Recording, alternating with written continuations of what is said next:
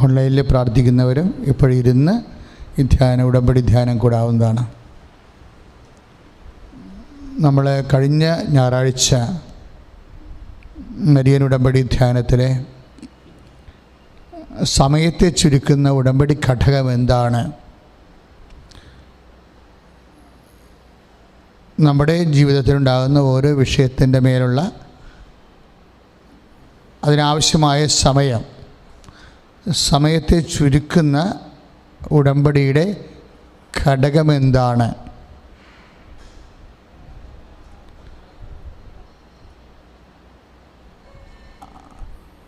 ഈ ധ്യാനത്തിലാണ് നമ്മൾ പശ്ചാത്താപത്തെക്കുറിച്ച് ധ്യാനിക്കാനിടയായത്. ഉടമ്പടിയുടെ പ്രധാനപ്പെട്ട ഉടമ്പടി എടുത്തിട്ടുള്ളവർ അത് എൻ്റെ ശ്രദ്ധയിൽ കഴിഞ്ഞ പുതിയ ഒരു ലോക്ക്ഡൗണിൻ്റെ കാലം കഴിഞ്ഞ് ഉടമ്പടി തുടങ്ങിയപ്പോൾ ഉടമ്പടി പുതുക്കാൻ വരുന്നവർ കുമ്പസാരിച്ചിട്ട് സ്വാഭാവികമായിട്ടും ഒരു വർഷം കഴിഞ്ഞിരുന്നു. കുറച്ച് പേരൊക്കെ കുമ്പസാരിച്ചായിരുന്നു. അപ്പോൾ ഉടമ്പടി പുതുക്കാനുള്ളവരോട് കുമ്പസാരത്തെക്കുറിച്ച് കൗൺസിലർ സംസാരിച്ചപ്പോഴേ കുമ്പസാരം ഒരു ഘടകമായി പല ആൾക്കാർക്കും ആന്തരികമായിട്ട് തോന്നിയിട്ടില്ല. ലോക്ക്ഡൗൺ ആയിരുന്നു, വൈദ്യരെ കുമ്പസാരിക്കാൻ കിട്ടിയില്ല, അതുകൊണ്ട് കുമ്പസാരിച്ചില്ല, അത്രയും ആശ്വാസമായി എന്ന രീതിയിലാണ്. അതുകൊണ്ട് അങ്ങനെ കുമ്പസാരിക്കാൻ കിട്ടാൻ അവസരം കൊണ്ട് എൻ്റെ പാപാവസ്ഥകൾ ശരിക്കും ഉടമ്പടി വിഷയത്തെ സ്വാധീനിച്ചോ ഇല്ലയോ എന്നുള്ളതിനെക്കുറിച്ച് ആഴമായ കാഴ്ചപ്പാട് പലർക്കും ഇല്ലായിരുന്നു. അതുകൊണ്ടാണ് ഈ വിഷയം വെച്ച് പ്രാർത്ഥിച്ചപ്പോൾ കഴിഞ്ഞ ആഴ്ച മുതൽ ഉടമ്പടിയുടെ ടൈം കണ്ടൻറ്റ് എക്സിക്യൂട്ട് ചെയ്യണത്, അത് നിലവിൽ വരുന്നത്, അത് ആക്ടിവേഷൻ ആകണത് ഉടമ്പടി സമയ ചുരുക്കത്തിൻ്റെ പ്രാർത്ഥനയാണ്, അഥവാ സമയബന്ധിതമായ ഒരു പ്രാർത്ഥനയാണ്. ഈ സമയബന്ധിതമായ പ്രാർത്ഥനയുടെ ടൈം കണ്ടൻറ്റ് എന്തുകൊണ്ടാണ് അത് ആക്ടിവേറ്റ് ആകാത്തത്? അതിൻ്റെ പ്രധാനപ്പെട്ട ഘടകം പശ്ചാത്താപമാണ്. പശ്ചാത്താപവും അതാണ് കഴിഞ്ഞ ആഴ്ചയിൽ നമ്മൾ പൊതുവേ കണ്ടത്. പശ്ചാത്താപവും ഉടമ്പടിയുടെ സമയഘടകവും തമ്മിൽ ഇൻ്റർകണക്റ്റഡാണ്. ഉടമ്പടിയുടെ സമയഘടകം അതുപോലെ തന്നെ പശ്ചാത്താപവും തമ്മിൽ ഇൻ്റർകണക്റ്റഡാണ്.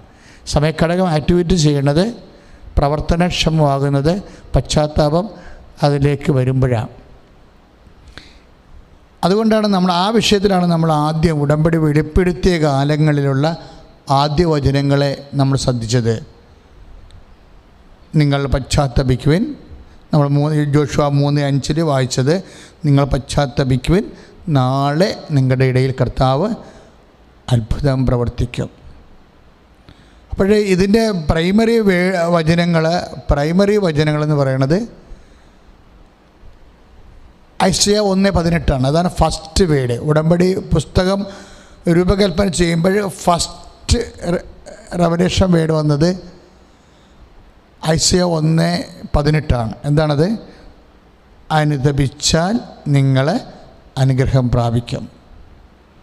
ഇനി അനുതാപത്തിൻ്റെ കണ്ടൻറ്റ് വൈസ് അനുഗ്രഹത്തെ എങ്ങനെ സ്വാധീനിക്കുന്നു? അനുതാപത്തിൻ്റെ കണ്ടൻറ്റ് വൈസ് അതിൻ്റെ ചേരുവകൾ അനുഗ്രഹത്തെ എങ്ങനെ സ്വാധീനിക്കുന്നു? അതിൻ്റെ ഒന്നാം ഘടകത്തിലെ അനുതാപത്തിൻ്റെ കണ്ടൻറ്റുകൾ ടൈമിനെ എങ്ങനെ സ്വാധീനിക്കുന്നു എന്നാണ് ജോഷുവ പറയണത്. അതാണ് അനുതപിച്ചാൽ നാളെ. അനുതാപം അനുഗ്രഹമായിട്ട് ഇൻ്റർകണക്റ്റഡാണ്, ഒരു സംശയമില്ലാത്ത കാര്യമാണ്. അപ്പോഴേ അത് ഐസയ 1:18 ആകുമ്പോൾ തന്നെ ഈ ടൈം കണ്ടൻറ്റ് എങ്ങനെയാണ് ഇതിനെ ഇൻഫ്ലുവൻസ് ചെയ്യണത്? 3:5 ജോഷുവയിൽ നിങ്ങൾ പശ്ചാത്തപിക്കുവിൻ, നാളെ നിങ്ങളുടെ ഇടയിൽ കർത്താവ് അത്ഭുതം പ്രവർത്തിക്കും. ഇപ്പം അത് പഴയ നിയമത്തിൻ്റെ ഒരു പശ്ചാത്തലമാണ്. പഴയ നിയമത്തിൻ്റെ പശ്ചാത്തലം എന്ന് പറഞ്ഞാൽ യേശു പാപക്ഷമ സ്വീകരിക്കാനുള്ള ഡിഫൈൻഡ് ആയിട്ടുള്ള സോഴ്സ് ഇല്ല, നിർവചിക്കപ്പെട്ട how to get remission of sins നമുക്ക് ഡിഫൈൻഡ് സോഴ്സിൻ്റെ അവ്യക്തത. ദൈവത്തോട് നമ്മളൊക്കെയാണ് അപേക്ഷിച്ചാൽ തീർച്ചയായിട്ടും പാപക്ഷമ ലഭിക്കുമെന്നുള്ള ബ്രോഡർ പെർസ്പെക്റ്റീവായിട്ടുള്ള ഒരു വിശാലമായിട്ടുള്ള ഒരു അർത്ഥമാണ്. പക്ഷേ പുതിയ നിയമത്തിൽ അത് ഷാർപ്പായി വരും. എന്താ കാര്യം? യേശുവിൻ്റെ നാമമാണ് പാപക്ഷമയുടെ സോഴ്സ്. എന്താണ് കാര്യം? യേശുവാണ് പാപത്തിന് പരിഹാരം ചെയ്തത്. അപ്പോൾ പാപത്തിന് പരിഹാരം ചെയ്തത് യേശു ആയതുകൊണ്ട് തന്നെ പാപക്ഷമയുടെ പ്രൈമറി സോഴ്സ് ദൈവകരുണയാണ്. പക്ഷേ ദൈവകരുണയുടെ പ്രകടരൂപം എന്ന് പറയുന്നത് യേശുവാണ്. ശരിക്കും ദൈവകരുണയാണ്. നമ്മൾ കപ്പോറെന്ന് പറയുന്ന കൃപാസനം തന്നെയാണ് ദൈവകരുണ. ഈ ദൈവകരുണയുടെ പ്രകടരൂപമാണ് യേശുവിൻ്റെ നാമം. അപ്പോൾ യേശുവിൻ്റെ നാമത്തിന് പാപക്ഷമ ലഭിച്ചിരിക്കുന്നതിൻ്റെ കാരണം യേശുവാണ് പാപത്തിന് മുദ്രവെക്കപ്പെട്ട ബലിക്കുഞ്ഞാട്. പിതാവായ ദൈവം എനിക്ക് അംഗീകാരം മുദ്ര ചാർത്തിയിരിക്കണമെന്ന് പറഞ്ഞില്ലേ? എല്ലാ കുഞ്ഞാടുകളിലും ഒന്നും ആരെങ്കിലുമൊക്കെ പാപക്ഷമ ചെയ്തുകൊണ്ട് പാപക്ഷമ കിട്ടണമെന്നില്ല. ഏത് ദൈവക്കുഞ്ഞാടിലാണ് ലോകത്തിൻ്റെ പാപങ്ങൾ നീക്കുന്ന ദൈവത്തിൻ്റെ കുഞ്ഞാടിലാണ് പിതാവായ ദൈവം അംഗീകാരം മുദ്ര ചാർത്തിയിരിക്കുന്നത്. ആ നാമമാണ് പാപക്ഷമയുടെ പ്രകടമായ അടിസ്ഥാനം. അതുകൊണ്ട് യേശുനാമത്തിലാണ് നമുക്ക് പാപക്ഷമ ലഭിക്കുന്നത്. യേശുനാമത്തിലാണ് പാപങ്ങളെ ഏറ്റുപറയണത്. യേശുനാമത്തിലാണ് അനുഗ്രഹം ലഭിക്കാൻ വിശ്വാസം ഏറ്റുപറയണത്. അപ്പോൾ പുതിയ കാലത്ത് വരുമ്പോൾ യേശുവിൻ്റെ നാമം മാത്രം രണ്ട് കാര്യത്തിന് ഒരേ ആക്ടിവേഷനാണുള്ളത്. യേശുവിൻ്റെ നാമത്തിൽ അനുദപിച്ചാൽ പാപക്ഷമ, യേശുവിൻ്റെ നാമത്തിൽ വിശ്വസിച്ചാൽ ദൈവാനുഗ്രഹം. ഒന്ന് പ്രാർത്ഥിക്കുക. കർത്താവായ ദൈവമേ, യേശുവിൻ്റെ നാമത്തിൽ അനുദപിച്ച് പാപക്ഷമ സ്വീകരിക്കുവാൻ യേശുവിൻ്റെ നാമം ഏറ്റുപറഞ്ഞ് വിശ്വാസത്താൽ യേശുവിൻ്റെ നാമം ഏറ്റുപറഞ്ഞ് അനുഗ്രഹം പ്രാപിക്കുവാൻ ഞങ്ങളെ അഭിഷേകം ചെയ്യണം. ഹല്ലേലൂയ ഹല്ലേലൂയ ഹല്ലേലൂയ ഹല്ലേലൂയ ഹല്ലേലൂയ. ഞങ്ങൾ ഉയർത്തിക്കൊണ്ട് സ്തുതിക്കട്ടെ. കർത്താവായ ദൈവമേ, യേശുവിന്റെ നാമത്തിൽ കർത്താവേ പാപങ്ങൾ ഏറ്റുപറഞ്ഞ് കർത്താവേ ദൈവത്തിന്റെ പരിശുദ്ധ പരമദിവ്യകാരുണ്യത്തിന് പരിശുദ്ധ പരമദിവ്യകാരുണ്യത്തിന് പരിശുദ്ധ പരമദിവ്യകാരുണ്യത്തിന് ഉടമ്പടി എടുത്തിരിക്കുന്ന മക്കളെ അനുതാപ അനുഗ്രഹങ്ങളുടെ അടിസ്ഥാന നാമമായ യേശുവിൻ്റെ നാമം നമ്മൾ മരിയൻ ഉടമ്പടി അമ്മയുടെ മധ്യസ്ഥമാണ് ഉള്ളത്. മരിയൻ ഉടമ്പടിയിൽ ശക്തമായ അമ്മയുടെ മാധ്യസ്ഥം അഥവാ അമ്മയുടെ മാധ്യസ്ഥത്തിൻ്റെ അടിസ്ഥാന ഘടകം എന്ന് പറയുന്നത് അവൻ പറയണത് പോലെ ചെയ്യുവിനെന്നാണ്. നമ്മൾ ഇപ്പോൾ ക്രിസ്തു മാധ്യസ്ഥത്തിൻ്റെ അടിസ്ഥാന ഘടകം എന്താണ്? ഞാൻ മുന്തിരിച്ചെടിയും നിങ്ങൾ ശാഖകളുമാണ്. ക്രിസ്തുവിൻ്റെ ഇപ്പം അവൻ ഏക മധ്യസ്ഥൻ എന്ന നിലയിൽ ക്രിസ്തു മാധ്യസ്ഥത്തിൻ്റെ അടിസ്ഥാന ഘടകം എന്താണ്? അവൻ മുന്തിരിച്ചെടി തായ്തടിയും നമ്മൾ ശാഖകളുമാകണം എന്നുള്ളതാണ്. ഇപ്പം ശാഖകളിൽ നിലനിൽക്കുന്ന തായ്തടി നിലനിൽക്കുന്ന ശാഖയ്ക്ക് വളരെയേറെ ഫലം പ്രകടിപ്പിക്കാൻ കഴിയും. അതുപോലെ മരിയൻ മാധ്യസ്ഥത്തിൻ്റെ അടിസ്ഥാന ഘടകം എന്താണ്? അമ്മ ദൈവമാതാവാണ് എന്നുള്ളതിനേക്കാളുപരി ആ ദൈവമാതൃത്വം അമ്മയെ ആർജിച്ചത് അവൻ പറയണ പോലെ ചെയ്തിട്ടാണ്. അച്ഛൻ പറഞ്ഞാൽ മനസ്സിലായോ? അതായത് മരിയൻ മാധ്യസ്ഥത്തിൻ്റെ അടിസ്ഥാന ഘടകം എന്താണത്? അവൻ പറയണ പോലെ ചെയ്യുവേൻ. അല്ലാതെ അമ്മ ദൈവമാതാവാണ് എന്നുള്ളതല്ല. കാരണം അമ്മ ദൈവമാതാവാകണത് എങ്ങനെയാണ്? അവൻ പറയണ പോലെ ചെയ്തിട്ടാണ്.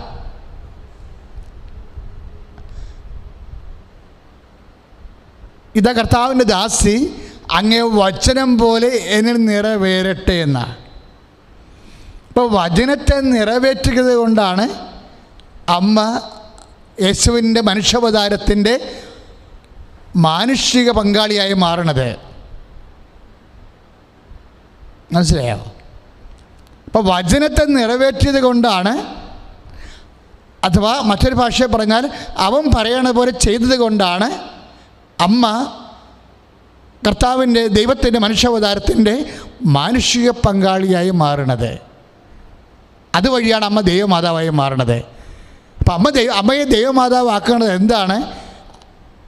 ഉടമ്പടി വചനമാണ്. അവൻ പറയണത് പോലെ ചെയ്യുന്ന. അപ്പം അമ്മയുടെ മധ്യസ്ഥത്തിൻ്റെ അടിസ്ഥാന ഘടകം എന്താണ്? അവൻ പറയണത് പോലെ ചെയ്യുകയാണ്. അതാണ് ഉടമ്പടി സംഭവിക്കുന്നത്.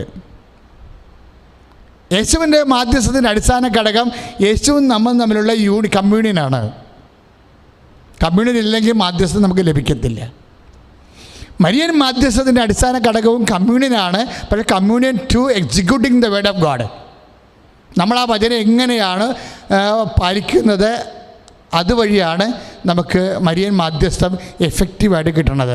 സ്തുതിക്കട്ടെ. ഹല്ലേലൂയ, ഹല്ലേലൂയ, ഹല്ലേലൂയ, ഹല്ലേലൂയ, ഹല്ലേലൂയ, ഹല്ലേലൂയ.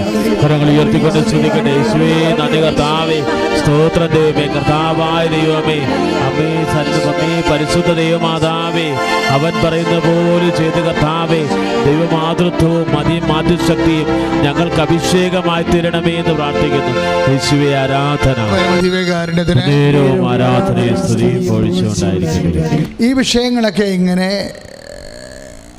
ഒരു ഭാഗികമായിട്ട് വേണമെങ്കിൽ അച്ഛൻ പറയും, ഭാഗിക ദൈവശാസ്ത്രം, കംപ്ലീറ്റ് ദൈവശാസ്ത്രമാണ് ഞാൻ പറയണില്ല. സുവിശേഷ വിഹിതമായ ഒരു ദൈവിക കാഴ്ചപ്പാട്, ഉടമ്പടി പ്രാർത്ഥനയുടെ കാഴ്ചപ്പാടുകൾ, അത് നമ്മൾ ഷാർപ്പ് ചെയ്ത് കഴിഞ്ഞാൽ തീർച്ചയായിട്ടും നമുക്ക് വാഗ്ദാനം പ്രാപിക്കാൻ പറ്റും. ഇപ്പം നമ്മൾ ഉടമ്പടി പ്രാർത്ഥന, നമ്മൾ കൃപാസനത്തിലെ പ്രതിഷ്ഠയെ നമ്മൾ വിളിക്കുന്നത് എന്താണ്? അമ്മയെ വാഗ്ദാന പേടകമേ എന്നാണ്. കാര്യം ജനതകൾ പ്രവാചകന്മാരിലൂടെ പകർന്നു കിട്ടിയിട്ടുള്ള വാഗ്ദാനങ്ങൾ, അതിൻ്റെ പൂർണ്ണത യേശുക്രിസ്തുവാണ്.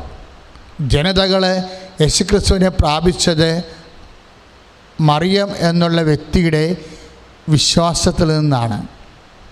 ഇപ്പോൾ ക്രിസ്തുവിനെ പ്രാപിക്കാനുള്ള ഏറ്റവും ഷോർട്ടായിട്ട് രൂപമാണ് മരിയൻ മാധ്യസ്ഥത. പക്ഷേ മരിയൻ മാധ്യസ്ഥതയുടെ അതിൻ്റെ ഒരു ജീവശാസ്ത്രപരമായിട്ടുള്ള ഘടകം, അതിൻ്റെ ജൈവ ഘടകമെന്ന് മരിയൻ മാധ്യസ്ഥതയുടെ ജൈവ ഘടകമെന്ന് പറഞ്ഞാൽ എന്താണ്? അവൻ പറയണത് പോലെ ചെയ്യുക. അവൻ പറയണ പോലെ ചെയ്യുമ്പോൾ അതിൻ്റെ അകത്ത് ഒരു ഘടകം പശ്ചാത്താപമാണ്. എന്താ കാര്യം? അവൻ പറയണ പോലെ ചെയ്യുമ്പോഴേ അതിൻ്റെ ഒരു പ്രധാനപ്പെട്ട ഘടകം എന്താണ്? പശ്ചാത്താപമാണ്. എന്താ അങ്ങനെ പറയാൻ കാരണം? ഇപ്പം മർക്കോസിൻ്റെ 1:15 വായിക്കുമ്പോൾ നമുക്കത് മനസ്സിലാകും. മർക്കോസ് 1:15 എന്താ പറയണേ? സമയം സമാഗതമായിരിക്കുന്നു. അടുത്ത വചനം എന്താണ്? അനുദപിച്ച് എന്തു ചെയ്യണം? സുവിശേഷത്തിൽ വിശ്വസിക്കുകയും. ഏറ്റു പറഞ്ഞേ, സമയം സമാഗതമായിരിക്കുന്നു. അനുദപിച്ച് സുവിശേഷത്തിൽ വിശ്വസിക്കുകയും. അപ്പോഴേ വിശ്വാസമാണ് ഇതിൻ്റെ അകത്ത് വരുന്ന വിഷയം. എന്തിൽ വിശ്വസിക്കണം? സുവിശേഷത്തിൽ വിശ്വസിക്കണം. ഏത് സുവിശേഷത്തിൽ?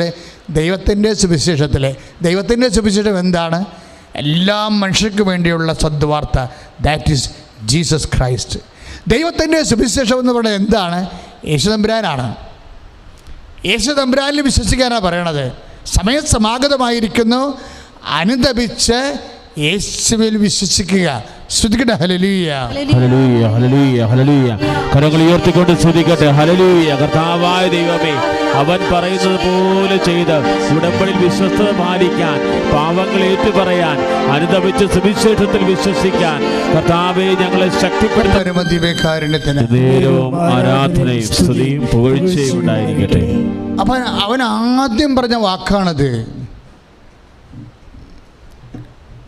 അപ്പം അവൻ പറയണ പോലെ ചെയ്യുവാനാണ് ഉടമ്പടിയുടെ ഘടകം. പക്ഷെ അവൻ ആദ്യം പറഞ്ഞ വാക്ക് എന്താണ്? മർക്കോസിൻ്റെ 1:15 സമയം സമാഗതമായി. കൃപാസനം ആൽത്താരയിലെ 2004 ജീവനോടെ പ്രത്യക്ഷപ്പെട്ട പരിശുദ്ധ അമ്മയുടെ നെഞ്ചിൽ കണ്ടത് സമയമാണ്. ഈ സമയം നമ്മളെ സമയത്തിൻ്റെ സൂചന എവിടെ കണ്ടാലും സുവിശേഷം പശ്ചാത്താപത്തിൻ്റെ ഒരു പറയാത്ത സന്ദേശം പറയും. അതുകൊണ്ട് തന്നെയാണ് സമയബന്ധിതമായ ഉടമ്പടി പ്രാർത്ഥന, സമയാധിഷ്ഠിതമായ ഉടമ്പടി പ്രാർത്ഥനയുടെ പ്രധാനപ്പെട്ട ഘടകം ഈ അവൻ പറയണ പോലെ ചെയ്യുന്നതാണെങ്കിൽ അവൻ പറയുന്ന ആദ്യത്തെ കാര്യം എന്താണ്? സമയം സമാഗതമായിരിക്കുന്നു. എന്ത് ചെയ്യണം?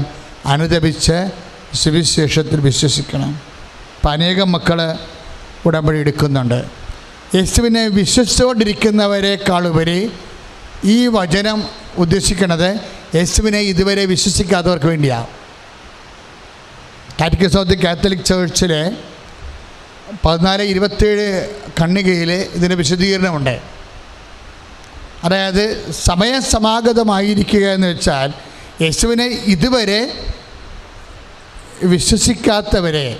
വിശ്വസിക്കുന്നവരല്ല ഉദ്ദേശിക്കുന്നത്. യേശുവിനെ ഇതുവരെ വിശ്വസിക്കാത്തവരെ അനുതാപത്തിലേക്ക് ക്ഷണിക്കുന്ന ആദ്യ വചനമാണ് സമയം സമാഗതമായിരിക്കുന്നു, അനുദപിച്ച് സുവിശേഷത്തിൽ വിശ്വസിക്കുവിൻ. അതുകൊണ്ടാണ് എല്ലാ ജനങ്ങളും ഉടമ്പടി എടുക്കുമ്പോൾ ഞങ്ങൾ പാപത്തെക്കുറിച്ച് അവരോട് സംസാരിക്കും, പാപത്തെ വെറുത്തുപേക്ഷിക്കേണ്ട രീതികളെക്കുറിച്ച് സംസാരിക്കും. ഒരിക്കൽ നമുക്ക് പ്രകാശം, ഒരിക്കൽ നമുക്ക് പാപക്ഷമ, ഒരിക്കൽ നമുക്ക് പ്രസാദവരം നഷ്ടപ്പെട്ടാൽ, കാര്യം ഉടമ്പടി പ്രസാദവരത്തിൽ നേരേണ്ട ഒരു കാര്യമാണ്. ഉടമ്പടിയുടെ എല്ലാ വാഗ്ദാനങ്ങളും പ്രാർത്ഥനാ അപേക്ഷകളും പ്രസാദവരം നേടുന്നത് വഴി അതിൻ്റെ കൂടെ നേടിയെടുക്കുന്ന കാര്യങ്ങളാണ്. ഉടമ്പടി ലക്ഷ്യം വെക്കുന്നത് പ്രസാദവരമാണ്. ദൈവരാജ്യത്തെ അതിന് നീതിയെയും കുറിച്ച് അന്വേഷിക്കുമ്പോൾ പ്രസാദവരത്തിൻ്റെ വഴിയായി. അതുകൊണ്ട് ഉടമ്പടി എപ്പോഴും ദൈവരാജ്യത്തെക്കുറിച്ച് സംസാരിച്ചുകൊണ്ടിരിക്കും. നമ്മൾ 6:33 വായിക്കുന്ന പോലെ ദൈവരാജ്യത്തിൻ്റെയും അതിൻ്റെ നീതിയെയും കുറിച്ച് അന്വേഷിക്കുക, ബാക്കിയുള്ളത് ചേർത്ത് നൽകും. ഫിസിക്കൽ ഫേവേഴ്സ് അതിൻ്റെ കൂടെ ചേർത്ത് നൽകുന്നതാണ്. ആ ഫിസിക്കൽ ഫേവേഴ്സ് നേടാൻ വേണ്ടി ദൈവരാജ്യത്തിൻ്റെ നീതികളെക്കുറിച്ച് അന്വേഷിക്കുമ്പോൾ നിങ്ങളുടെ നീതി ഫരിസയരുടെയും ചുങ്കക്കാരുടെയും നീതിയെ അത് ലംഘിക്കുന്നില്ലെങ്കിൽ നിങ്ങൾ ദൈവരാജ്യത്ത് പ്രവേശിക്കുകയില്ലെന്ന് 5:20 മത്തായി ശ്ലീഹ പറയുമ്പോഴേ, ഒരു ഉടമ്പടി എടുത്തിരിക്കുന്ന ദൈവത്തിൻ്റെ നീതി എന്ന് പറയണത് സ്വാഭാവികമായ നീതിയുടെ അപ്പുറത്തുള്ള കരുണയെക്കുറിച്ചാണ് സംസാരിക്കുന്നത്. സ്വാഭാവികമായൊരു നീതിയുടെ അപ്പുറത്ത് ഒരു കരുണയുണ്ട്. നീതിയുടെ സ്രോതസ്സെന്ന് പറയുന്നത് ദൈവകരുണയാണ്. ദൈവകരുണയുടെ ഫലമായിട്ടാണ് നമുക്ക് യേശുക്രിസ്തു നൽകണത്. ദൈവകരുണയുടെ ഫലമായിട്ടാണ് യേശുക്രിസ്തുവിന് നമുക്ക് പാപക്ഷമ നൽകുന്നത്. ദൈവകരുണയുടെ ഫലമായിട്ടാണ് ആ പാപക്ഷമയും നമുക്ക് കുമ്പസാരം ലഭിക്കുന്നത്. ദൈവകരുണയുടെ ഫലമായിട്ടാണ് ആ കുമ്പസാരം നമുക്ക് പ്രസാദപരം റിസ്റ്റോർ ചെയ്യണത്. സ്തുതിക്കട്ടെ, ഹല്ലേലൂയ.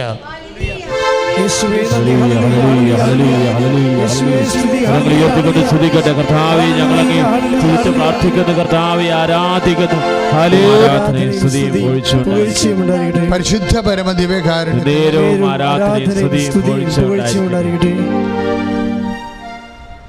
നമ്മൾ പാപത്തെക്കുറിച്ചും പശ്ചാത്താപത്തെക്കുറിച്ചും ആ പശ്ചാത്താപം നേടാനുള്ള മാർഗങ്ങളെക്കുറിച്ച് അന്വേഷിക്കുമ്പോഴാണ് യേശുവിലേക്കും യേശുവിലൂടെ വഴിഞ്ഞൊഴുകിയ പുരാതനമായ ദൈവകരുണയെക്കുറിച്ചും ആ ദൈവകരുണ എന്ന വെളിപ്പെടുത്തപ്പെട്ട ദൈവവചനത്തിൻ്റെ പ്രഖ്യാപിതമായ പദ്ധതിയെക്കുറിച്ചുമൊക്കെ നമ്മൾ ചിന്തിക്കുകയും ആലോചിക്കുകയും ധ്യാനിക്കുകയും ചെയ്യുന്നത്. ആ പശ്ചാത്താപത്തിൻ്റെ ഭാഗമായിട്ട് വരുമ്പോഴേ മുൻകാല പാപങ്ങൾ എപ്പോഴും നമ്മൾ ടാർഗറ്റ് ചെയ്യാത്തൊരു വിഷയമാണ്. മുൻകാല പാപങ്ങൾ നമ്മൾ എപ്പോഴും പ്രസൻറ്റ് പാപങ്ങളെക്കുറിച്ചാണ് കുമ്പസാരത്തിൽ ഏറ്റു പറയുന്നത്. പക്ഷേ നമ്മളെ പാപം ചെയ്യിക്കുന്ന സോഴ്സ് എന്താണ്? നമ്മളിപ്പോഴിപ്പോഴുള്ള ജഡത്തിൻ്റെ ഫലങ്ങളെക്കുറിച്ചാണ് നമ്മൾ കുമ്പസാരത്തിൽ ഏറ്റുപറഞ്ഞ് വെറുത്തുപേക്ഷിക്കുന്നത്. പക്ഷേ ഇപ്പോഴൊക്കെ പാപം വീണ്ടും ചെയ്യിക്കാനുള്ള തീർച്ചയായിട്ടും മനുഷ്യപ്രകൃതി എന്ന് പറയും. ഇപ്പോൾ കുമ്പസാരത്തിൽ വരപ്രസാദം ലഭിച്ചാലും ജഡപ്രകൃതിക്ക് പാപം ചെയ്യാനുള്ള പ്രവണത കൺഫെഷൻസ് മാറ്റണില്ല എന്നുള്ളത് സഭയുടെ ദൈവശാസ്ത്രമാണ്. ഇപ്പോൾ നമുക്ക് പാപക്ഷമ ലഭിച്ചാലും വീണ്ടും പാപം ചെയ്യാതിരിക്കാനുള്ള അഥവാ ചെയ്യാനുള്ള ജഡപ്രകൃതിയില്ലേ, ആ ജഡപ്രകൃതിയുടെ സ്വാഭാവികത കൺഫെഷൻസ് മാറ്റണില്ല. ആ ജഡപ്രകൃതിയിലുണ്ട്. അത് പിന്നെ നമ്മൾ ഫൈറ്റ് ചെയ്യണത്. ജഡപ്രകൃതിയോട് യേശുക്രിസ്തുവിന്റെ നാമത്തിൽ നമ്മൾ യേശുക്രിസ്തുവിനെ സ്വീകരിക്കുന്നതിൻ്റെ തോതനുസരിച്ച് നമ്മൾ ഫൈറ്റ് ചെയ്തുകൊണ്ടിരിക്കും. അതുകൊണ്ടാണ് നമ്മൾ പീഡിത സഭയായി മാറുന്നത്, സമരസഭയായി മാറുന്നത്. നമ്മൾ സമരസഭയെന്ന് വിളിക്കണേ. സഭയെന്ന് പറയുന്നത് ശുദ്ധീകരണ സ്ഥലത്തിലെ ആത്മാക്കളാണ്. വിജയസഭയെന്ന് പറയുന്നത് പുണ്യാളന്മാരാണ്. നമ്മളാരാണ്? സമരസഭയാണ്. വേണമെങ്കിൽ തീർത്ഥാടന സഭ എന്നൊക്കെ പറയാം. പക്ഷേ തീർത്ഥാടന സഭ സമരത്തിലാണ്. ആരോട് സമരത്തിലാണ്? യേശുക്രിസ്തുവിനെ സ്വീകരിച്ചുകൊണ്ട് തിന്മയോട് ശാശ്വതമായിട്ട് ഗുഡ് ബൈ പറയാനുള്ള ഫൈറ്റിങ്ങിലാണ്. പ്രാർത്ഥിക്കുക, കർത്താവായ ദൈവമേ, വീണ്ടും പാപം ചെയ്യാനുള്ള ജഡപ്രകൃതിയോട് യേശുക്രിസ്തുവിനെ സ്വീകരിക്കുന്നതിന്റെ ഏറ്റവും വലിയ ആധ്യാത്മിക ആഗ്രഹത്താല് ജഡപ്രകൃതിയെ പ്രവണതകളെ നിഖേദിക്കാൻ വേണ്ടി അതിനോട് സമരം ചെയ്ത് ജയിക്കാൻ വേണ്ടി കർത്താവേ 1 യോഹന്നാൻ 1:7 പ്രാർത്ഥിക്കുന്നു. പാപത്തെ മോചിപ്പിക്കുന്ന യേശുക്രിസ്തുവിന്റെ വിശുദ്ധമായ രക്തത്താൽ റോമാലേഖനം 12 പ്രാർത്ഥിക്കുന്നു. എന്റെ അവയവങ്ങളിലെ കുടികൊള്ളുന്ന പാപത്തിന്റെ പ്രവണതകളെ എന്റെ യേശുവിന്റെ രക്തത്താൽ കഴുകി അന്തരംഗത്തെയും അവയവങ്ങളെയും വിശുദ്ധീകരിക്കുവാൻ എന്നെ അഭിഷേകം ചെയ്യണമേ.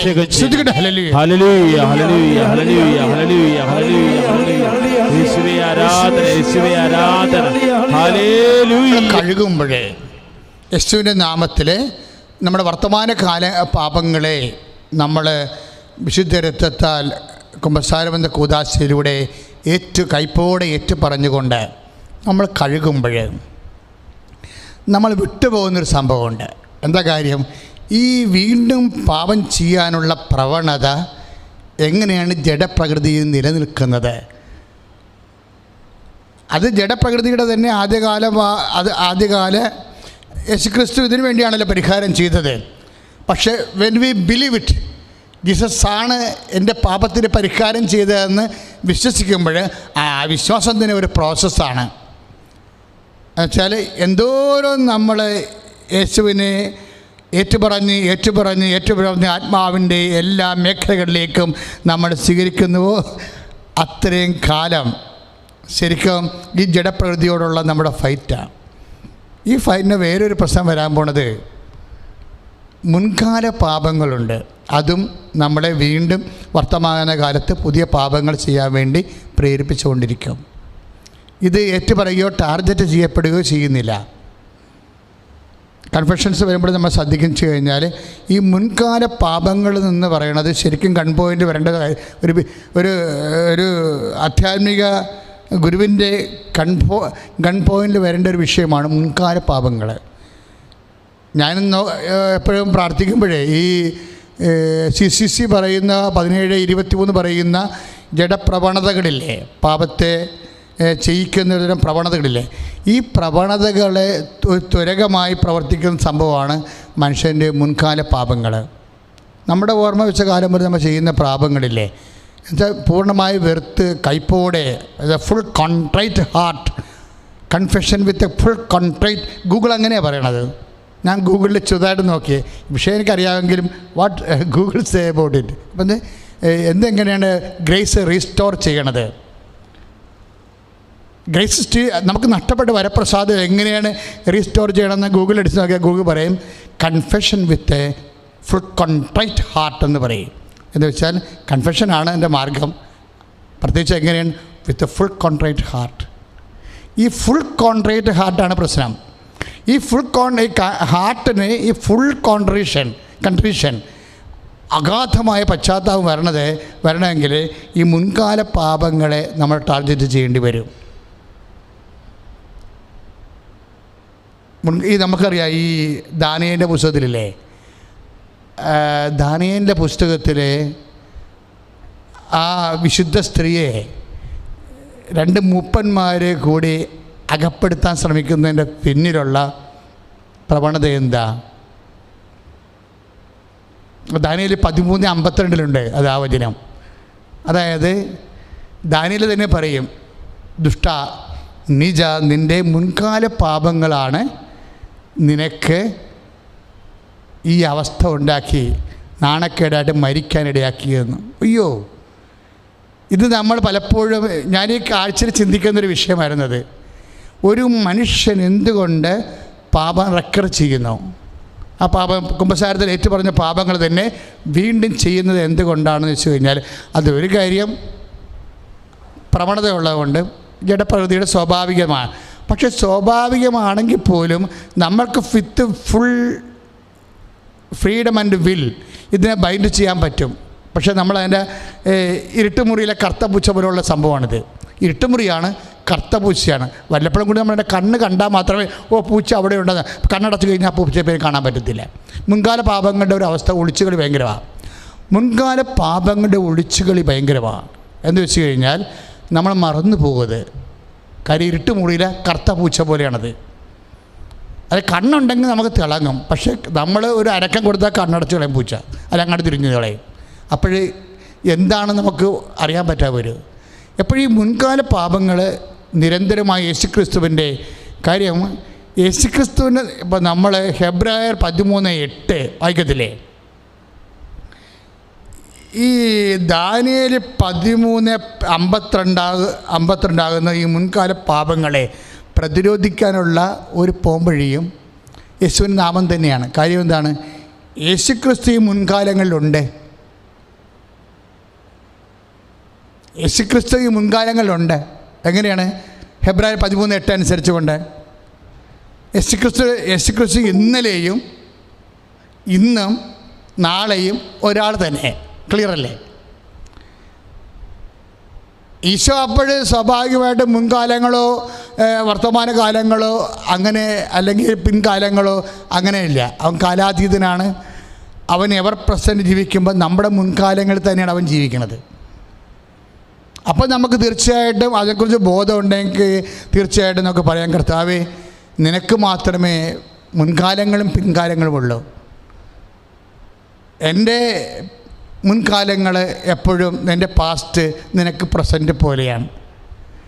അതുകൊണ്ട് തന്നെ കർത്താവേ, എൻ്റെ പാപം ചെയ്ത ആ കാലഘട്ടങ്ങളിലേക്ക് നിൻ്റെ വിശുദ്ധമായ രക്തം നീ തളിക്കണമേ. പ്രാർത്ഥിക്കുക.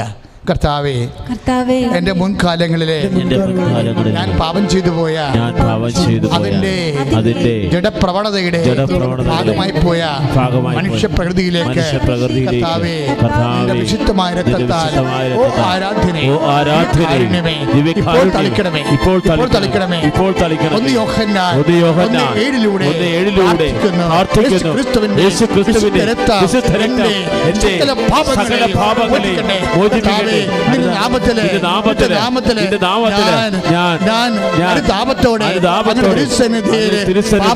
പാപത്തെ രക്ഷിക്കുന്ന പശ്ചാത്താപത്തോടെ അങ്ങയുടെ തിരുസന്നിധിയിൽ പ്രാർത്ഥിക്കുന്നു. കർത്താവേ, എന്നെ കഴുകണമേ, അന്തരംഗത്തെ കഴുകണമേ, അവയവങ്ങളെ കഴുകണമേ, എന്നെ വിശുദ്ധീകരിക്കണമേ.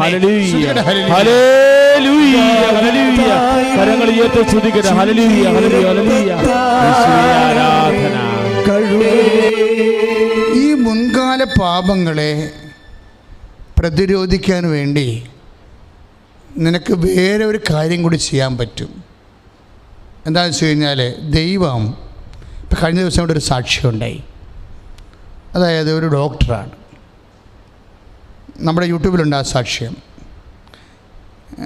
തൃശ്ശൂരത്തെ ഒരു ഡോക്ടർ, ആ ഡോക്ടർ നേപ്പാളിലാണ് പഠിച്ചത്.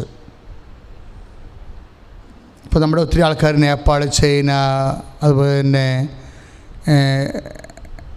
മോസ്കോ അവിടെയൊക്കെ പഠിക്കണില്ലേ? ഇവരവിടെ പഠനം പൂർത്തിയാക്കി അവിടെ ജയിച്ചാൽ തന്നെയും ഇവിടെ വരുമ്പോൾ ഒരു പ്രത്യേക പരീക്ഷ ഗവൺമെൻറ് ഇടും.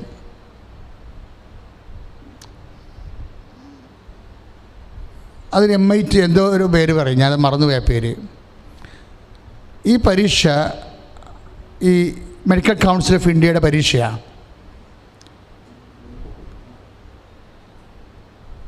MCIയുടെ പരീക്ഷ. ഈ MCIയുടെ പരീക്ഷ ഈ ഡോക്ടർ 17 പ്രാവശ്യം എഴുതും. ഒന്ന് ചിന്തിച്ച് നോക്കി. ഒരു വർഷം 2 പരീക്ഷ കാണത്തുള്ളൂ, ചിലപ്പോൾ ഒരു പരീക്ഷ കാണത്തുള്ളൂ. ഈ MCIക്കാരുടെ പ്രഖ്യാപിതമായ രീതി എന്ന് പറയണത്, അവർ ഇന്ത്യൻ മെഡിക്കൽ സയൻസിൻ്റെ അപ്രൂവൽ ഇല്ലാത്ത എല്ലാ സിലബസും, അമേരിക്ക കുഴപ്പമില്ല, ബ്രിട്ടൻ കുഴപ്പമില്ല, പക്ഷേ റഷ്യ, ചൈന, നേപ്പാൾ ഇങ്ങനെയുള്ള രാജ്യങ്ങളിലൊക്കെ പോയി MBBS എടുത്താൽ ഇവർ പാസ്സാക്കത്തില്ല. വേറെ കാര്യമൊന്നുമില്ല, പച്ച മലയാളത്തിൽ പറഞ്ഞാൽ പാസ്സാക്കത്തില്ല. ഈ കേസ് വീണ്ടും നേരത്തെ നമുക്ക് കൈകാര്യം ചെയ്തിട്ടുള്ള വിഷയമാണ്.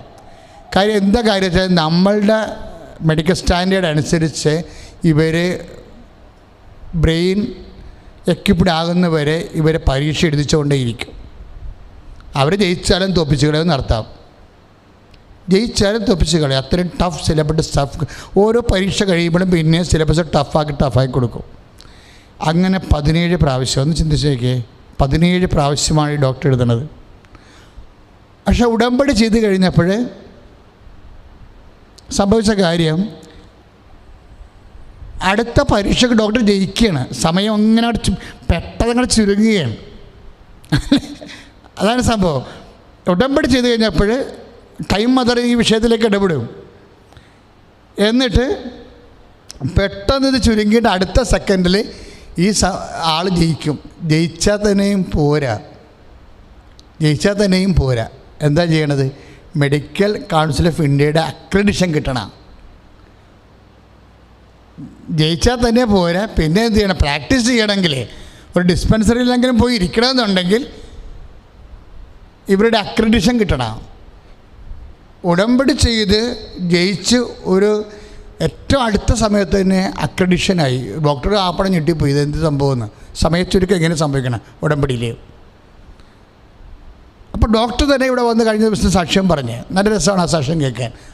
പക്ഷേ എനിക്ക് ഏറ്റവും ഇഷ്ടപ്പെട്ട ഡോക്ടറുടെ സാക്ഷ്യമല്ല, ഡോക്ടറിൻ്റെ അമ്മ കൂടെ പറഞ്ഞ സാക്ഷ്യമാണ്. കാര്യം ഡോക്ടറിന് വേണ്ടി സാക്ഷ്യം ഉടമ്പടി ചെയ്തിരിക്കുന്ന അമ്മയാണ്. അമ്മ ഒരു കാര്യം പറഞ്ഞിട്ട് അവസാനിപ്പിക്കുന്ന രീതിയുണ്ട്, അത് ഇത്തിരി കട്ടിയുള്ള രീതിയാണ്. അവർ പറയുന്നത് ഇതാണ്: നമ്മൾക്ക് ഒന്നും ഭയപ്പെടേണ്ട ഒരു കാര്യമില്ല. അതായത് 17 പ്രാവശ്യം തോറ്റ് അക്രഡിഷൻ കിട്ടാൻ സാധ്യതയില്ലാതെ ഉപേക്ഷിക്കാൻ ഒരു കേസിൻ്റെ അതിന് ഉടമ്പടി എടുത്ത അമ്മയുടെ അവസാനത്തെ പ്രതികരണമാണ്, നമുക്ക് ഒന്നിനും ഭയപ്പെടേണ്ട ഒരു കാര്യമില്ല. എന്താ കാര്യം വെച്ച് കഴിഞ്ഞാൽ, ദൈവം കരുണയുള്ളവനാണ്, പക്ഷെ അതിനേക്കാൾ വലുതാണ് ദൈവത്തിൻ്റെ നീതിയെന്ന്. അതാണ് എന്നെ വല്ലാതെ അങ്ങ് സ്പർശിച്ച് കളഞ്ഞത്. ഇവരിങ്ങനെ ഈ വലിയ വായിൽ എന്തോ ഒരു വർത്തമാനമാണ് പറഞ്ഞതെന്ന്. അതായത് ദൈവം കരുണയുള്ളവനാണ്, പക്ഷെ അതിനേക്കാൾ വലുതാണ് ദൈവത്തിൻ്റെ നീതി. നമുക്ക് റിലേ ചെയ്യാൻ പറ്റുമെന്ന്. അതൊരു വലിയ സുവിശേഷമാണ് സാക്ഷ്യം എന്ന് പറയുന്നത്. നിങ്ങളിപ്പോൾ എല്ലാ ദിവസവും നമ്മൾ സാക്ഷ്യമുണ്ട്, എല്ലാ ദിവസവും സാക്ഷ്യമുണ്ട് ഇവിടെ. ലോക്ക്ഡൗൺ ഗവൺമെൻറ് പ്രഖ്യാപിക്കാത്ത എല്ലാ ദിവസവും ഇവിടെ സാക്ഷ്യമുണ്ട്. എല്ലാ ദിവസവും ഉടമ്പടിയുണ്ട്, എല്ലാ ദിവസവും ഉടമ്പടി പുതുക്കുകയും ചെയ്യും. അപ്പോൾ അതേസമയം തന്നെ എന്തെങ്കിലും നോട്ടിഫിക്കേഷൻ ഉണ്ടെങ്കിൽ ഞങ്ങൾ ഫേസ്ബുക്കിലൂടെയും യൂട്യൂബിലൂടെയും നിങ്ങൾക്ക് തരും. 50 പേരെ വരെ പങ്കെടുപ്പിക്കാമെന്ന് ഇപ്പോഴ് പുതിയ അപ്ഡേഷനുണ്ട്.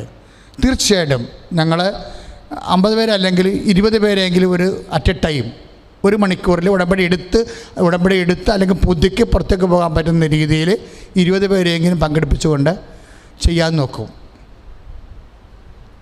പോലീസിൻ്റെ അനുവാദത്തോടുകൂടി. എന്താ കാര്യം വെച്ചാൽ, അനേകം മക്കളാണ് ഈ മേഖലയിൽ ഉടമ്പടി ചെയ്ത് കഴിഞ്ഞിട്ട് അടുത്ത സെക്കൻഡ് അവർ ജീവിതം രക്ഷപ്പെടുത്തിയെടുക്കണത്. അമ്മ ആ വിഷയത്തിൽ ഇടപെടും.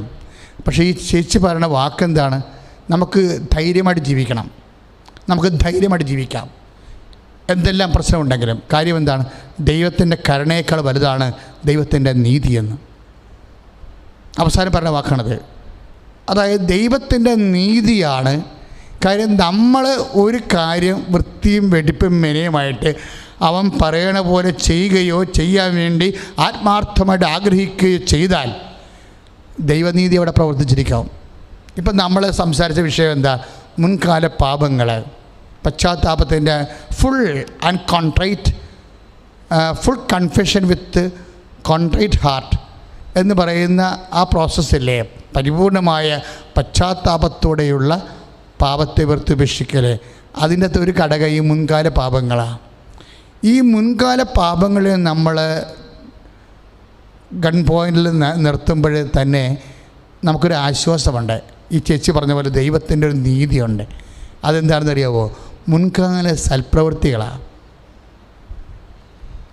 മുൻകാല പാപങ്ങൾ ആർക്കെങ്കിലും ഉണ്ടെങ്കിൽ എൻ്റെ ദൈവപൈതലെ, നീ ഹെബ്രായർ 13:8 അനുസരിച്ചുകൊണ്ട് യേശുക്രിസ്തു നാമത്തിൽ അതിനുവേണ്ടി പാപക്ഷമ സ്വീകരിക്കാൻ വേണ്ടി അവൻ്റെ വിശുദ്ധമാരത്തെ 1 യോഹന്നാൻ 1:7 അനുസരിച്ചുകൊണ്ട് ആ കാലങ്ങളിലേക്ക് തളിക്കപ്പെടാൻ വേണ്ടി പ്രാർത്ഥിക്കുമ്പോൾ തന്നെ അതിൻ്റെ കൂടെ വെച്ച് ചിന്തിച്ച് ധ്യാനിച്ച് വരപ്രസാദം തിരിച്ചു പിടിക്കാൻ പറ്റുന്ന റിസ്റ്റോർ ദ സാങ്ക്ടിഫൈങ് ഗ്രേസ്, ഒരു സാങ്ക്ടിഫൈങ് ഗ്രേസ് റിസ്റ്റോർ ചെയ്യാനുള്ള ഒരു മാർഗ്ഗങ്ങളിൽ ഒന്നെന്താണെന്ന് വെച്ച് കഴിഞ്ഞാൽ നിൻ്റെ മുൻകാല കൃപാവര പ്രവൃത്തികളാണ്.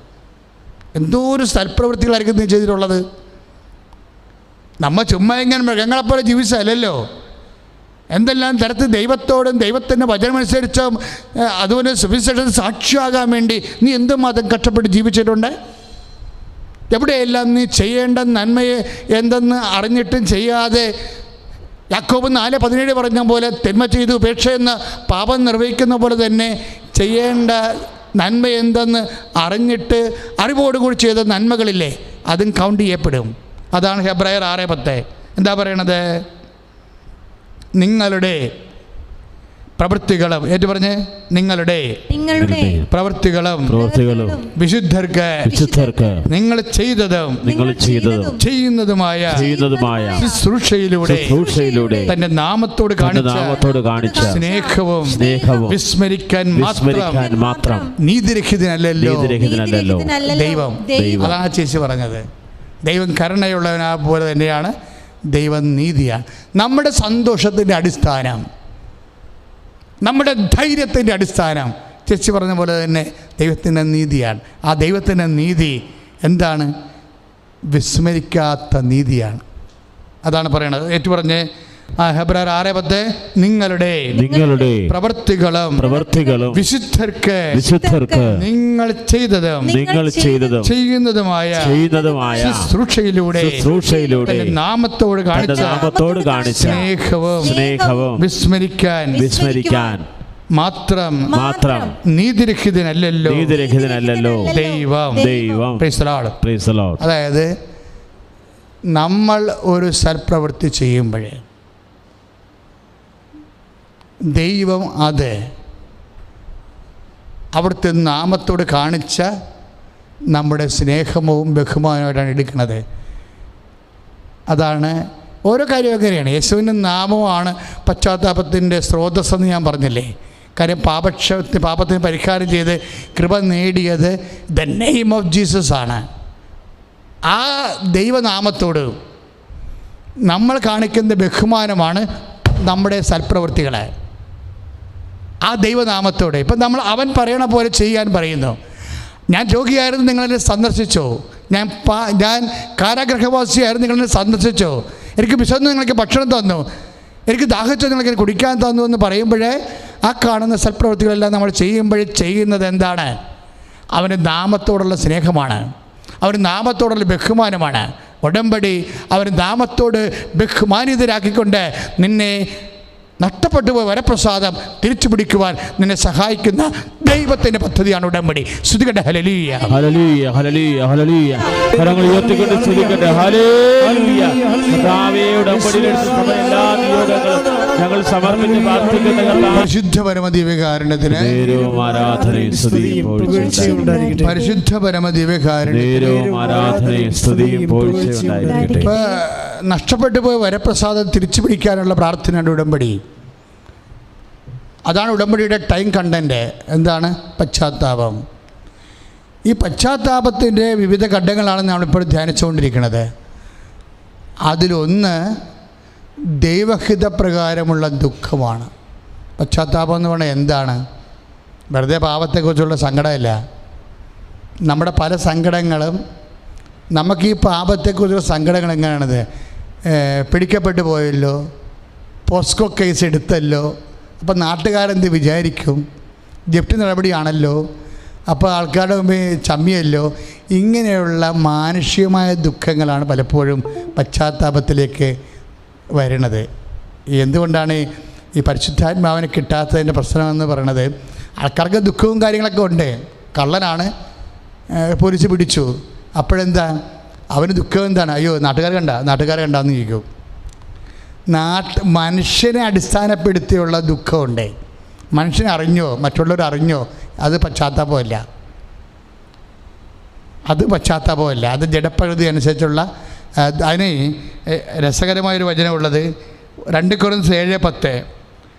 കൊറിന്ത്യൻസ് 7:10 ദൈവഹിതപ്രകാരമുള്ള ദുഃഖം. അതായത് കർത്താവിൻ്റെ സ്നേഹത്തോട്, അവിടുത്തെ നാമത്തോട്, അവിടുത്തെ വചനത്തോട്, അവിടുത്തെ സ്നേഹത്തോട്, അവിടുത്തെ വചനത്തോട്, അവിടുത്തെ നാമത്തോട് ഞാൻ മറുത്ത് പിഴച്ചു പോയല്ലോ. എന്നെ ജീവൻ വരെ തന്ന് സ്നേഹിച്ച കർത്താവിനോട് എനിക്ക് ഇങ്ങനെയാണല്ലോ ഞാൻ ചെയ്തതെന്ന് പറയുന്നത് ദൈവഹിതപ്രകാരമുള്ള ദുഃഖം. അതെന്താ സംഭവിക്കണത്? 2 കൊറിന്ത്യൻസ് 7:10 ഏറ്റു പറഞ്ഞ മക്കളെ, ദൈവഹിതപ്രകാരമുള്ള ദുഃഖം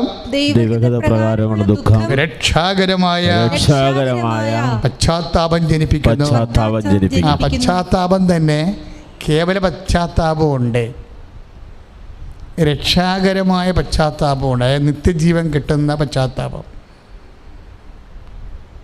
ഇപ്പം നമ്മൾ 11:18 നടപടി പുസ്തകത്തിന് 11:18 വിജാതിയർക്ക് ദൈവം ജീവപ്രാപ്തിക്കുള്ള അനുതാപം നൽകി. അത് രണ്ടും സെയിമാണ് ശരിക്കും പറഞ്ഞാൽ. അനുതാപം ഉണ്ടാകാം, പക്ഷെ ജീവൻ പ്രാപിക്കണമെന്നോ പരിശുദ്ധാത്മാവ് പ്രാപിക്കണമെന്നോ നിർബന്ധമില്ല. പറഞ്ഞ മനസ്സില്ലേ? ഇപ്പം നടപടി പുസ്തകത്തിന് 11:18 എന്താ പറയണത്?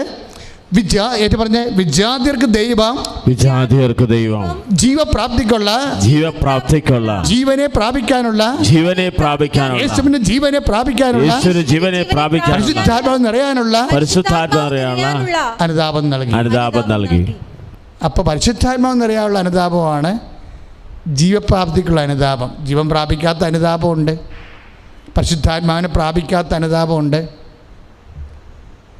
നമുക്ക് അനുതാപം ഉണ്ടാകാം, അത് പരിശുദ്ധാത്മാവിനെ പ്രാപിക്കുന്ന അനുതാപമുണ്ട്, പരിശുദ്ധാത്മാവിനെ പ്രാപിക്കാത്ത അനുതാപമുണ്ട്. ഞാനൊരു 35 വർഷം സഭയിൽ ജീവിച്ച ആളാണ്.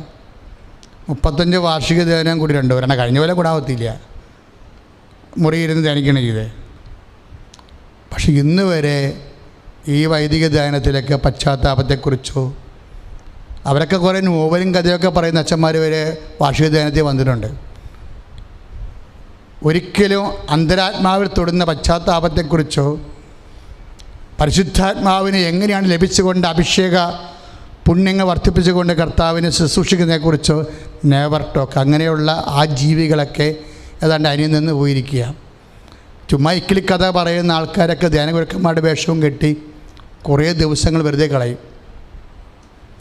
കാര്യം ഞാനീ പറയുന്ന കാര്യങ്ങളെല്ലാം ഒത്തിരിയേറെ കാലത്ത് ഇങ്ങനെ രാത്രിയും പകലും ജപമാല ചെല്ലുമ്പോൾ കർത്താവ് കാണിച്ചുന്ന വചനങ്ങളിലൂടെയാണ് ഞങ്ങൾ സംസാരിക്കുന്നത്. ഇതിൽ ഒരെണ്ണം പോലും നിങ്ങൾ കളയരുത്. കാര്യം ഇപ്പോഴെന്താ നമ്മൾ സംസാരിച്ചുകൊണ്ടിരിക്കുന്നത്? ദൈവഹിതപ്രകാരമുള്ള പശ്ചാത്താപം വെറുതെ ഉണ്ടായിട്ട് കാര്യമില്ല. നടപടി 11:18 പറയണത് ദൈവഹിതപ്രകാരമുള്ള പശ്ചാത്താപം വിജാതിയർക്കും ദൈവം നൽകിയെന്നാണ്. അതായത് പശ്ചാത്താപം നൽകിയാൽ പാപത്തിന് പരിഹാരമാകും. പാപത്തിന് പരിഹാരം based on this single person, അവൻ്റെ റിഡംഷനിൽ മാത്രം അടിസ്ഥാനപ്പെടുത്തിയതാണ്. ദൈവഹിതപ്രകാരമുള്ള പശ്ചാത്താപം എന്ന് പറയുന്നത് യേശു ക്രിസ്തുവാണ് നിന്റെ പാപത്തിന് പരിഹാരം ചെയ്തതെന്ന് നീ വിശ്വസിക്കുമ്പോൾ പരിശുദ്ധാത്മാവ് നിനക്ക് നൽകുന്നതാണ്. സ്തുതിക്കട്ടെ, ഹല്ലേലൂയ.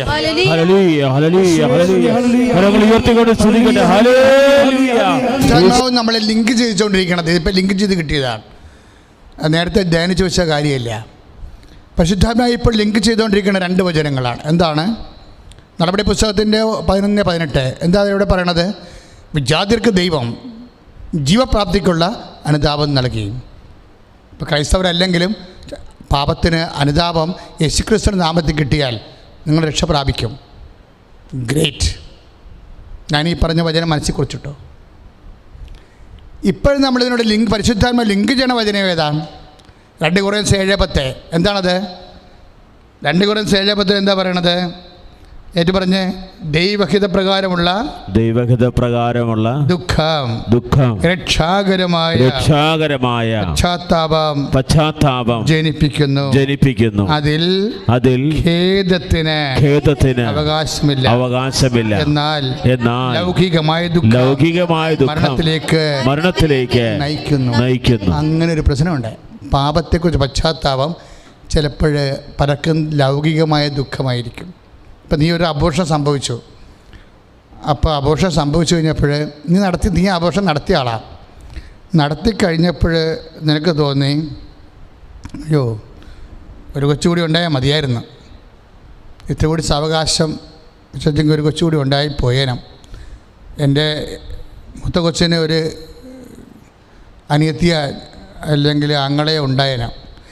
ഇങ്ങനെയൊക്കെ നമുക്ക് ആ കുഞ്ഞിനെക്കുറിച്ച് മാത്രം ചിന്തിക്കുന്നതാണ് ലൗകിക ദുഃഖം എന്ന് പറയണത്. അത് പശ്ചാത്താപമല്ല, മറിച്ച് ജീവൻ സൃഷ്ടിക്കുന്ന ദൈവത്തിൻ്റെ അഥവാ ജീവൻ്റെ മേലുള്ള ദൈവത്തിൻ്റെ അധികാരത്തെ നിൻ്റെ ശരീരത്തിൽ നിനക്കാണ് അവകാശം, ദൈവത്തിനല്ല എന്ന് പറഞ്ഞുകൊണ്ട്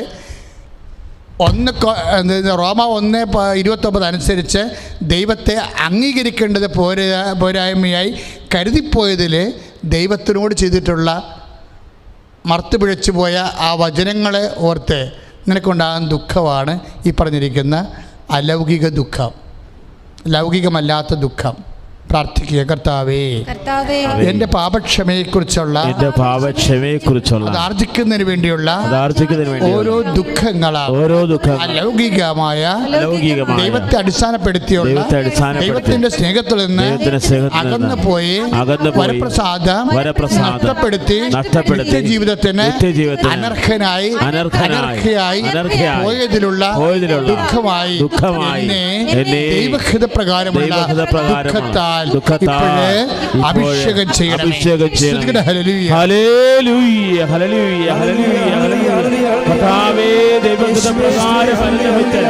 യേശുക്രിസ്തുവിനെ നേടാൻ കർത്താവേ കൃപ ചൊരിയണമേ എന്ന് പ്രാർത്ഥിക്കുന്നു.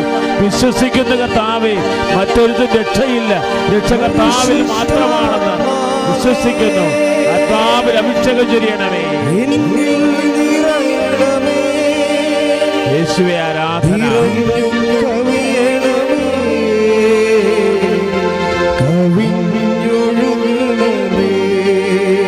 യേശുവേ ആരാധന.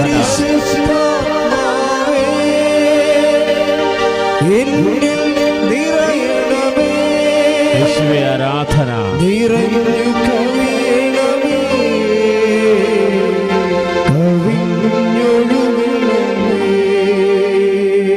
പരിശുദ്ധ പരമദിവ്യകാരുണ്യത്തിന് നേരവും ആരാധനയും സ്തുതിയും പുകഴ്ചയുണ്ടായിരിക്കട്ടെ. പരിശുദ്ധ പരമദിവ്യകാരുണ്യത്തിന് നേരവും ആരാധനയും സ്തുതിയും പുകഴ്ചയും. പരിശുദ്ധ പരമദിവ്യകാരുണ്യത്തിന് നേരവും ആരാധനയും സ്തുതിയും പുകഴ്ചയുണ്ടായിരിക്കട്ടെ.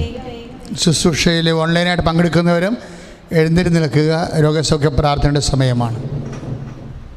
പ്രിയമുള്ളവരെ, നമ്മളിപ്പോൾ വ്യത്യസ്തങ്ങളായ മേഖലകളിൽ സമ്പൂർണ്ണമായ how to restore our sanctifying grace, ഉടമ്പടി വഴി എങ്ങനെയാണ് നഷ്ടപ്പെട്ട ദൈവിക വരപ്രസാദം നേടിയെടുക്കുന്നത്, അതായത് with confession, with full and complete contrite heart. ഈ ഫുൾ ആൻഡ് കംപ്ലീറ്റ് കോൺട്രൈറ്റ് ഹാർട്ടിനെ കുറിച്ചാണ് ഞാനിന്ന് സംസാരിച്ചത്. അത് ഉടമ്പടിയുടെ സമയച്ചുരുക്കത്തിൻ്റെ ഘടകം പശ്ചാത്താപമാണ്. അത് ദൈവഹിതപ്രകാരമുള്ള ദുഃഖമാണ്. ഉടമ്പടിയുടെ പശ്ചാത്താപത്തിൻ്റെ ഭൂതകാല മാനങ്ങളുണ്ട്. അതാണ് നിൻ്റെ മുൻകാല പാപങ്ങളെന്ന് പറയുന്നത്.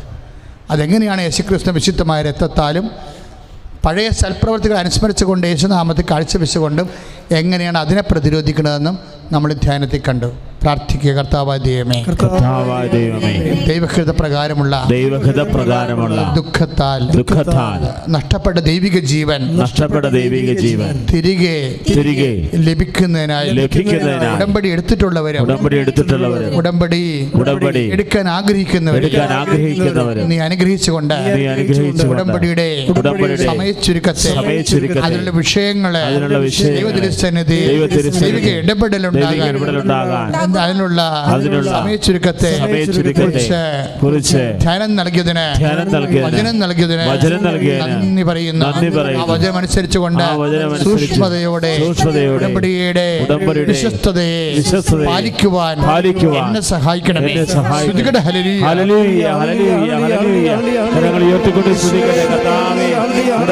എല്ലാ മക്കളെയും അവന്റെ നിയോഗങ്ങളെയും അവന്റെ വാഗ്ദാനങ്ങളെയും സമർപ്പിച്ച് പ്രാർത്ഥിക്കുന്നു.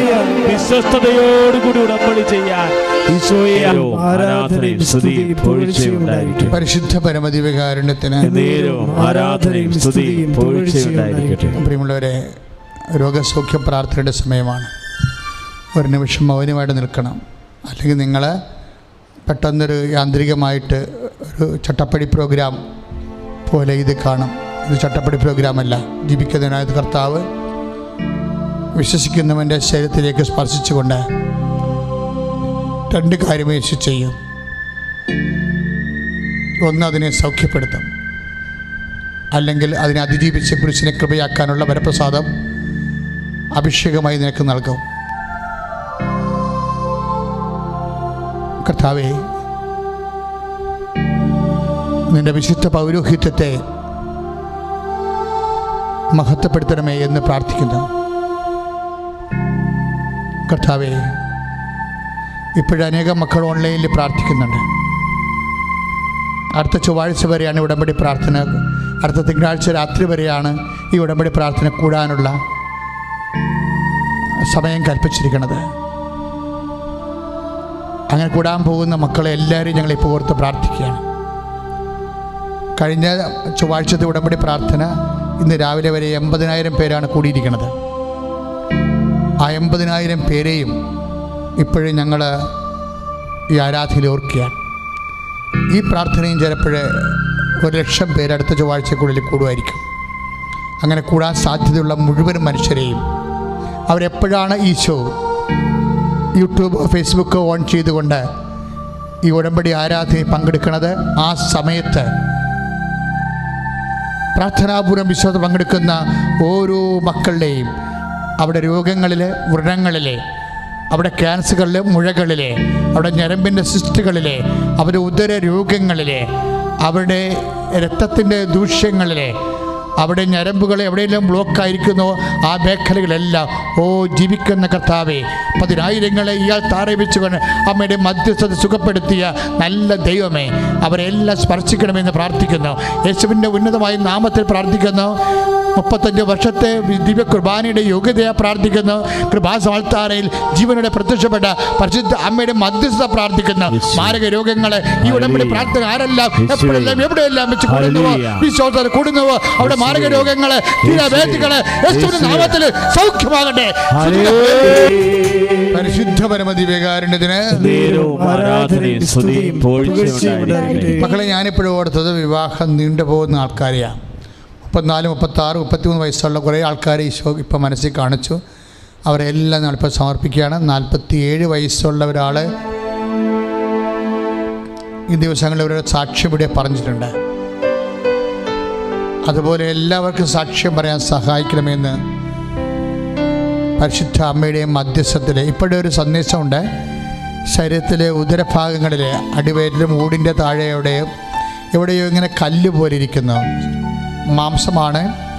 ഒരു മാംസം നമ്മുടെ ഉള്ളിയില്ലേ, ഉള്ളി പോലെ ഇരിക്കും. ഉള്ളിയുടെ അകത്ത് മുഴുവൻ, ആ ഉള്ളിയുടെ അകത്തുള്ള ഭാഗങ്ങളിൽ മുഴുവൻ കല്ലാണെങ്കിൽ എങ്ങനെ ഇരിക്കും. എന്നിട്ട് ഇങ്ങനെ പൊട്ടി കല്ല് പുറത്തേക്ക് വരുന്ന ഒരു ദർശനമുണ്ട്. ചിലപ്പോൾ കിണ്ണിക്കല്ലാകാം, ചിലപ്പോൾ ഗോൾ ബാഡറിൻ്റെ കല്ലാകാം. ആന്തരിക അവയവങ്ങൾക്കുള്ളിലെ കല്ലുകളെ കർത്താവ് പുറത്തെടുക്കുന്നു. കർത്താവ് ഈ നിമിഷം ആ വ്യക്തികളെ ഈശോ നാമത്തിൽ സൗഖ്യം പ്രാപിക്കുന്നു. ശ്രുതികട്ടെ ഹല്ലേലൂയ, ഹല്ലേലൂയ, ഹല്ലേലൂയ, ഹല്ലേലൂയ, ഹല്ലേലൂയ, ഹല്ലേലൂയ, കർത്താവേ അങ്ങ് തരുന്ന സൗഖ്യത്തിന് ഹല്ലേലൂയ, ഹല്ലേലൂയ, ഹല്ലേലൂയ, ഹല്ലേലൂയ, ഹല്ലേലൂയ. അത് ഓപ്പറേഷൻ ഇല്ലാതെ തന്നെ ആ കല്ല് പുറത്തേക്ക് വരും. ചിലർക്ക് ഇപ്പോൾ ഈ തൊലി ഇങ്ങനെ തെറ്റിയിട്ട് കല്ലെടുക്കണതും കാണുന്നുണ്ട്. അത് ഓപ്പറേഷൻ വഴിയാണ് അത് കാണുന്നത്. കല്ലിൻ്റെ വശം വെച്ചാൽ കല്ലിൻ്റെ സെൻറ്റിമീറ്ററൊക്കെ പറയണമെങ്കിൽ ഭയങ്കര രസമായിരിക്കും. അതായത് എങ്ങനെയായാലും ശരി എൻ്റെ തള്ളവിരലിൻ്റെ പകുതിയോളം ഉണ്ടാക്കല്ലേ, ഒരു പക്ഷേ തള്ളവിരലിനേക്കാൾ ഉരുണ്ടതാണ്. അത്രയും വലിയ കല്ലുകളാണ് ഇപ്പോഴീ ഈ ആരാധന സമയത്ത്. അതുകൊണ്ട് തന്നെ എൻ്റെ മക്കൾ എവിടെയെങ്കിലുമൊക്കെ വേദന തോന്നുന്നുണ്ടെങ്കിൽ, ആന്തരിക വേദന തോന്നുന്നുണ്ടെങ്കിൽ അവിടെയൊക്കെ കൈവച്ച് ഇപ്പോൾ പ്രാർത്ഥിക്കാവുന്നതാണ്. ആന്തരിക അവയവങ്ങളിൽ വേദനയുള്ള സ്ഥലങ്ങളിലെ അല്ലെങ്കിൽ രക്തോട്ടം, ഇപ്പം തന്നെ ഈ സന്ദേശത്തിൽ വന്നിരിക്കുന്ന രക്തോട്ടം കുറവാണ്. കല്ലിങ്ങനെ പൊട്ടി വരുന്നുണ്ടെങ്കിലും ചുറ്റോട് ചുറ്റും നല്ല കടുത്ത ചോര ഉണ്ടാകേണ്ടതാണ്. പക്ഷെ അങ്ങനെയല്ല, നമ്മുടെ കണ്ണിൻ്റെ അകത്തുള്ള പാടുകളില്ലേ, അതുപോലെയുള്ള മാംസത്തിൻ്റെ നിറം, രക്തം കുറഞ്ഞിട്ട് നിറം കുറഞ്ഞ പാടില്ലേ, അതുപോലെയുള്ള ഒരു പർപ്പിൾ കളറാണ്, ഇളം പർപ്പിൾ കളറാണ്. ദാറ്റ് മീൻസ് ബ്ലഡിൻ്റെ പ്രശ്നങ്ങൾ ശരിക്കും ഉണ്ട്. നല്ല ഇൻഫെക്ഷനുള്ള ബോഡിയാണ്. കർത്താവ് സ്പർശിച്ചു കൊണ്ടിരിക്കുന്നു. ആന്തരികമാണ് ഇൻഫെക്ഷൻ ഉള്ളവരെ അവിടെ കൈവച്ച് പ്രാർത്ഥിക്കേണ്ടതാണ്. ഇപ്പോഴച്ഛൻ പ്രാർത്ഥിക്കാൻ തുടങ്ങുന്നു. ഈശോ ദിവ്യകാരുണ്യമേ, ജീവനുടെ അമ്മ പ്രത്യക്ഷപ്പെടാൻ ദൈവത്തിൻ്റെ കാരുണ്യം കാണിച്ച പുണ്യമായ അൾത്താറ ഇന്ന് 10,000-ങ്ങളെ നീ സുഖപ്പെടുത്തിയതിന് നന്ദി പറയുന്നു. ഇപ്പോഴേ രോഗസൗഖ്യത്തിന് വേണ്ടി പ്രാർത്ഥിച്ചുകൊണ്ടിരിക്കുന്ന എല്ലാ മക്കളെയും അങ്ങനെ തിരുസന്നിധിയിൽ ഓർക്കുന്നു. കർത്താവ് വിശ്വാസമുള്ളവരെ, വിശ്വാസമില്ലാത്തവരെ പ്രഖ്യാപിത നിരീശ്വരന്മാരായ പുനം കർത്താവ്, ഇൻ കേസ് കർത്താവ് ആക്സിഡൻ്റലായിട്ട് കർത്താവ് ഈ ധ്യാനം കൂടാനോ കാണാനോ ഇടയായാൽ അവരെ ആ നിമിഷം കർത്താവ് പഴയ വൈദാഘാടം പോലെ അടിപ്പിടർ പോലെ കർത്താവ് ദൈവികമായ ശക്തി, ദൈവത്തിൻ്റെ കരുണയിൽ നിന്ന് കർത്താവ് അവരിലേക്ക് ചൊരിഞ്ഞുകൊണ്ട് മാർഗ രോഗങ്ങളെ, വ്യാധികളെ, ഉള്ളം കാലം മുതൽ ഉച്ചവരെയുള്ള രോഗങ്ങളെ യേശുവിന്റെ നാമത്തിൽ സൗഖ്യം പ്രാപിക്കട്ടെ.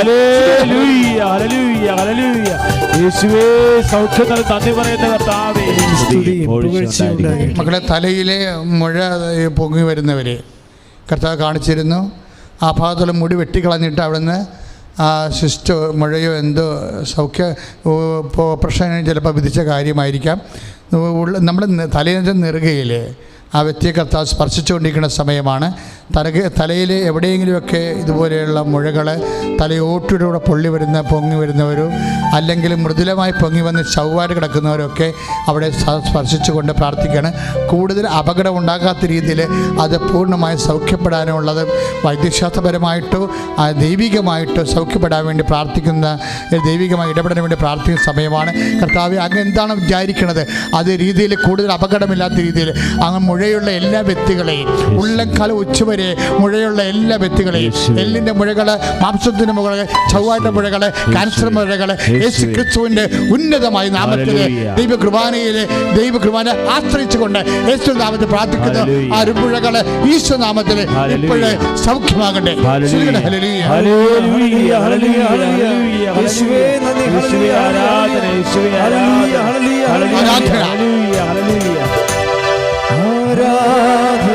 കരങ്ങൾ വീശി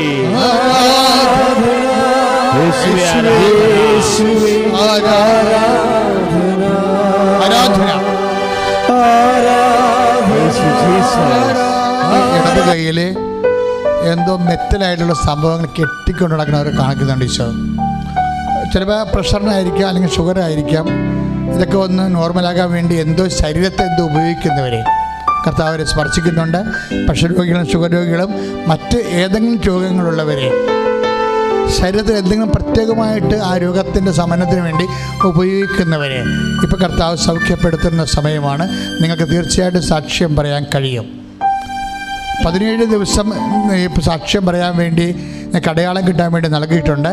അതും ഇപ്പോഴും ഓർപ്പിച്ച് പ്രാർത്ഥിക്കുകയാണ്. അച്ഛനോട് ചേർന്ന് പ്രാർത്ഥിക്കുക. കർത്താവായ ദൈവമേ, കർത്താവായ ദൈവമേ, വിവാഹം ഒത്തുവരാത്തവരെ, വിവാഹം വിവാഹം നീളുന്നവരെ, വസ്തു വെക്കാത്തവരെ, വെക്കാത്തവരെ, ജോലി ലഭിക്കാത്തവരെ, പരീക്ഷ എഴുതിയിരിക്കുന്നവരെ, വാടക താമസിക്കുന്നവരെ, സാമ്പത്തിക ബാധ്യതകളാൽ തകർന്നു പോയവരെ, ജോലി ഇല്ലാത്തവരെ, വരുമാനം നഷ്ടപ്പെട്ടവരെ, വിവാഹം തകർന്നവരെ, കുടുംബജീവിതത്തിന്റെ വിഷമത്തിലെ തകർച്ചയിൽ കഴിയുന്നവരെ, മാരക രോഗികളെ യേശുവിന്റെ നാമത്തിലെ ഈ നിമിഷം സൗഖ്യവും ശക്തിയും വിടുതലും പ്രാപിക്കട്ടെ. ആരാധനയും സ്തുതിയും പുകഴ്ചയും ഈശോ കുഞ്ഞുങ്ങളെ കാണിക്കുന്നുണ്ട്. അതിലൊരു കുഞ്ഞിൻ്റെ ഒരു ആൺകുഞ്ഞിനെ കാണിക്കുന്നുണ്ട്. അവരൊരു 3 വയസ്സ് കാണും. അവൻ്റെ പ്രശ്നം എന്ന് വെച്ചാൽ അവൻ എഴുന്നേറ്റിരിക്കുകയാണ്, പക്ഷെ ആ കാലക്കുത്തി പൊങ്ങത്തില്ല. അവൻ എഴുന്നേറ്റ് വരെ ഇരിക്കും, കൈ ഇങ്ങനെ മടക്കി പുറകോട്ട് വെക്കും. എന്നിട്ട് നമ്മളിങ്ങനെ നോക്കും, അധികം സംസാരിക്കത്തില്ല, കാലക്കുത്തി പൊങ്ങത്തില്ല. അങ്ങനെ ആ കുഞ്ഞിനെ കർത്താവ് സ്പർശിക്കുന്നുണ്ട്. അതുപോലെ തന്നെ അതേ പ്രായത്തിലുള്ള ഗർഭസ്ഥ ശിശുക്കളെയും അതേ പ്രായത്തിലുള്ളതല്ല, കുഞ്ഞുങ്ങളുടെ കൂട്ടത്തിൽ പ്രാർത്ഥിക്കുമ്പോൾ ഇപ്പോൾ ഓർക്കുന്ന കാര്യങ്ങളാണ്.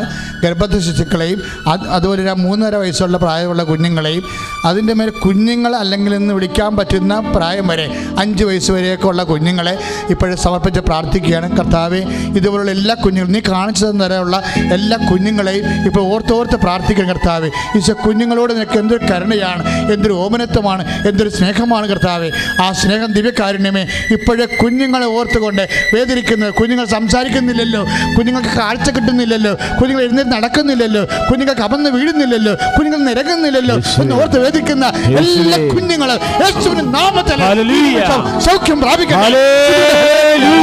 മക്കളെ, ജോലിയില്ല, അത് കാരണം വിവാഹം ഒക്കണില്ല. 10-40 വയസ്സുള്ള പുരുഷന്മാരുണ്ടാകും, അവർക്ക് ജോലിയില്ല, വിവാഹം ഒക്കണില്ല. അവരുടെ രീതിക്കനുസരിച്ച് ജീവിത പങ്കാളി ലഭ്യമല്ല. ഒന്നും ചെയ്യാൻ പറ്റാതെ നിസ്സഹായമായിട്ട് നിരാശപ്പെട്ട് നടക്കുന്നവരെ ഇപ്പോൾ ആരാധനയിൽ പരിശുദ്ധ അമ്മയോട് ചേർന്ന്, കർത്താവേ, ഇപ്പോഴങ്ങ് കാണിച്ചു തന്നിട്ടുള്ള ഒരു പുരുഷന്മാരിലെ, അതുപോലെ തന്നെ ആ വയസ്സുള്ള സ്ത്രീകളിലും ജീവിത പങ്കാളിയെ വേണമെന്ന് കട്ടായം ആഗ്രഹിക്കുന്നവരെ, എനിക്കല്ലെങ്കിൽ ഒരു ജീവിതമില്ല എന്ന് അനുഭവം കൊണ്ടറിയാവുന്നവരെ, എല്ലാ വേദനയോടും കൂടി കർത്താവെ ഇപ്പോഴങ്ങയുടെ തിരുസന്നിധി കൊണ്ടുവരികയാണ്. അവരെ നീ കരുണ കാണിക്കണം. അവരുടെ കാര്യങ്ങൾ എന്തു തന്നെയായാലും കർത്താവെ, ഞങ്ങളുടെ കാര്യങ്ങളൊന്നുമല്ല, ഞങ്ങളുടെ കാര്യങ്ങളുടെ എല്ലാം പിന്നിലുള്ളത് നീ ഞങ്ങൾക്ക് വേണ്ടി ചിന്തിയ രക്തമാണ്. ആ തിരുരക്തത്താൽ ഞങ്ങൾ അതിൻ്റെ യോഗ്യതയാൽ പരിശുദ്ധ അമ്മയുടെ മധ്യസ്ഥത്തിൽ അതിനെ യാചിക്കുകയാണ്. കർത്താവ്, അർഹതയില്ലെങ്കിൽ ഉടമ്പടിയുടെ ശക്തിയാൽ അവർക്ക് വിടുതൽ നൽകണമേ, അവർക്ക് ജീവിതം നൽകണമേ.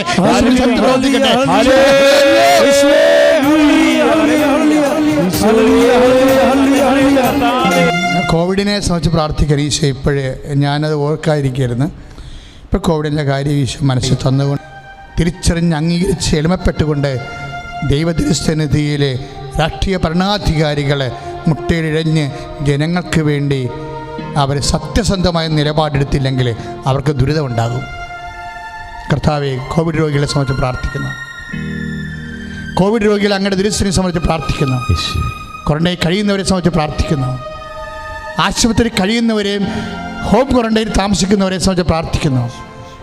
കർത്താവെ, എനിക്കൊരു ജീവിതമില്ലല്ലോ, എൻ്റെ ജീവിതം തീർന്നല്ലോ എന്ന് ചിന്തിക്കുന്നവരെ സംബന്ധിച്ച് പ്രാർത്ഥിക്കുന്നു.